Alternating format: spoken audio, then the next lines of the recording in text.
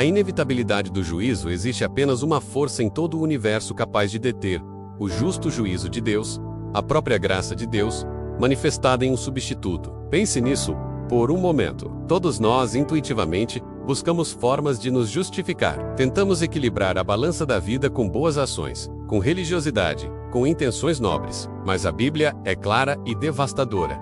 Diante da santidade absoluta de Deus, nada do que produzimos é suficiente. A noite da primeira Páscoa foi, sem dúvida, a noite mais aterrorizante e, ao mesmo tempo, a mais gloriosa da história do Antigo Egito.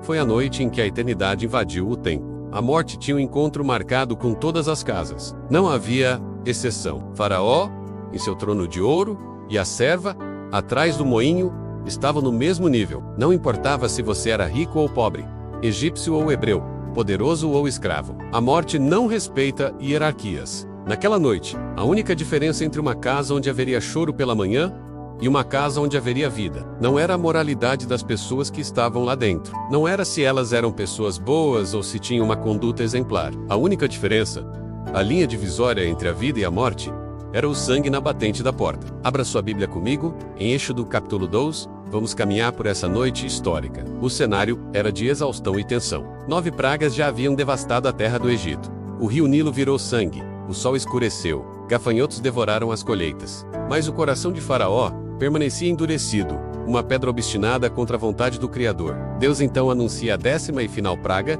o golpe definitivo contra a arrogância humana e contra os deuses do Egito. A morte dos primogênitos. O primogênito representava o futuro, a força, a herança da família. Deus estava tocando naquilo que o homem mais valorizava. Mas em sua infinita misericórdia, Deus proveu uma saída para o seu povo. Ele instruiu Moisés: cada família deve pegar um cordeiro, mas observe os detalhes. Não podia ser qualquer animal, não podia ser o resto do rebanho, aquele animal doente ou manco que você queria descartar. Tinha que ser um cordeiro de 1 ano, macho, sem defeito. A perfeição era inegociável. E aqui está um detalhe que muitas vezes deixamos passar. O cordeiro era separado no 10º dia do mês, mas só era sacrificado no 14º dia. Por quê? Durante 4 dias, aquele cordeiro vivia dentro da casa da família hebraica. Imagine a cena. As crianças brincavam com o cordeiro. Eles o alimentavam, cuidavam dele com tanto carinho e atenção. O cordeiro deixava de ser apenas um cordeiro e passava a ser o cordeiro da família. Ele se tornava parte da vida deles. Isso tornava o sacrifício pessoal e doloroso. O pecado custa caro. A redenção não é algo frio e distante. Ela envolve vida. Para que a família vivesse, aquele ser inocente, que agora eles conheciam e amavam, precisava morrer. Deus estava ensinando ao seu povo o princípio da substituição. A vida do inocente pela vida do culpado. A noite da Páscoa e o sinal do sangue chega ao entardecer do 14º dia. O pai de família toma o cordeiro e o sacrifica. O sangue é recolhido em uma bacia. Com um feixe de sopo, uma planta comum, simples, ele molha no sangue e golpeia os umbrais e a verga da porta. Imagine esse pai. Suas mãos estão manchadas de vermelho. O cheiro de sangue fresco está no ar. Ele olha para os lados e vê seus vizinhos egípcios, talvez zombando, ou talvez alheios ao perigo iminente. Mas ele continua. Ele marca a entrada de sua casa. Aquele sangue era um sinal público de fé. Ele estava dizendo: eu creio na palavra de Deus. Eu me escondo atrás deste sangue. A noite cai.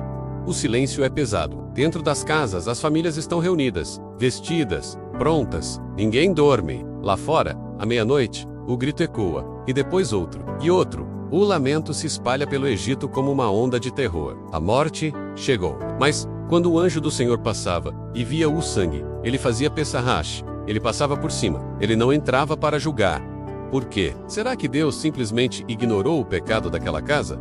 Não. Deus nunca ignora o pecado. Ele não entrou para julgar aquela casa, porque o julgamento já havia acontecido ali. Um cordeiro já tinha morrido. A morte já tinha visitado aquela porta. A justiça foi satisfeita no substituto, e a misericórdia pôde abraçar a família. Entenda algo crucial para sua alma hoje.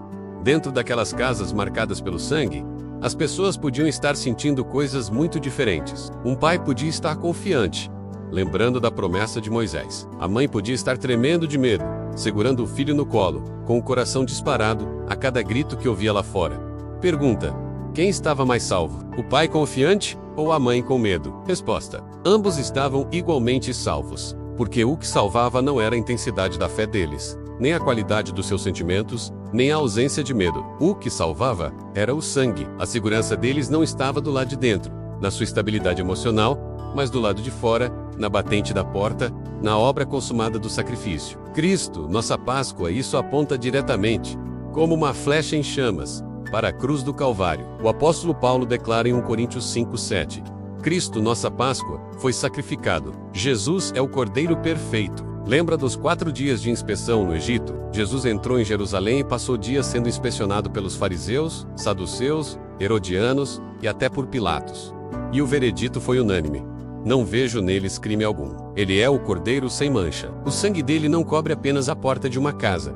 Ele cobre a porta do seu coração. Ele satisfaz a justiça divina. Hoje, muitos vivem atormentados, achando que precisam melhorar para serem aceitos por Deus. Se eu orasse mais, se eu fosse mais santo, se eu não tivesse esses pensamentos ruins, Deus me aceitaria. Pare! Isso é tentar se salvar pela moralidade, assim como os egípcios. A sua salvação não depende de quão santo você se sente hoje, mas da suficiência infinita do sangue de Cristo. Se você está coberto, debaixo do sangue, o juízo não cai sobre você. O destruidor não tem autoridade legal sobre sua vida. Você é livre, não pelos seus méritos, mas pelos méritos dele. Então, como aplicamos essa verdade hoje? Primeiro, abandone a autoconfiança.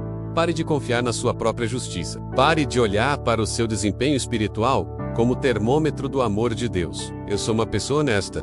Eu ajudo os outros. Isso é bom para a convivência humana, mas não salva a alma. Só o sangue salva. Reconheça sua falência e sua necessidade absoluta de um Salvador.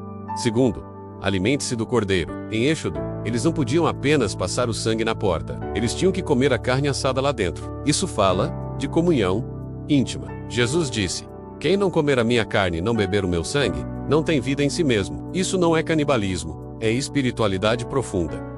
É trazer Cristo para dentro, é internalizar o Evangelho. Nós nos alimentamos de Cristo através da palavra, da oração e da Santa Ceia. Você tem se alimentado de Jesus ou apenas de entretenimento? O Cordeiro precisa ser a sua força vital.